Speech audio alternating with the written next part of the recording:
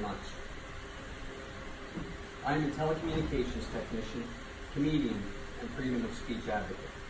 I climb telephone poles and I tell jokes. And I can tell you that I am far more concerned with the potential consequences of telling a joke than the potential safety concerns of spurring an icy pole on a windy day.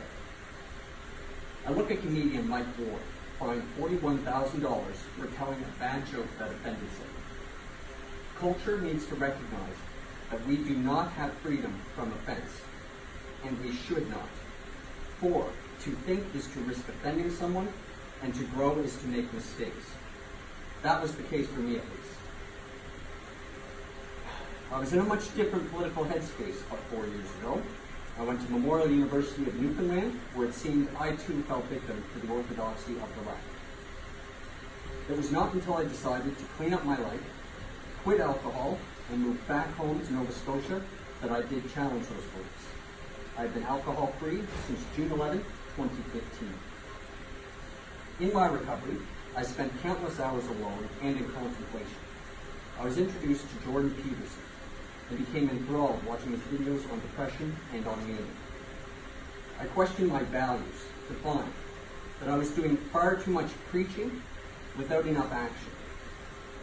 I started talking to conservatives, to libertarians, to classical liberals, to find out if they really were this heartless caricature that I had been led on to believe. They were not.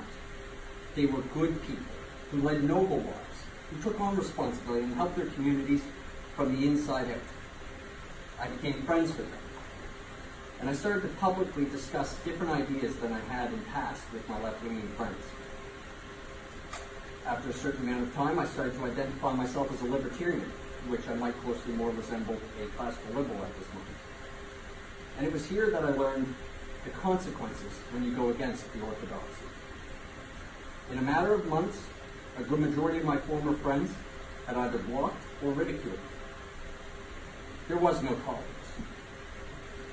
It is my goal to bring forth the desires of my constituents, especially those whom have felt neglected by our political system for all too long, and to strongly and loudly represent them. I am unrelenting, and I will not bow to the politically correct totalitarians. Thank you.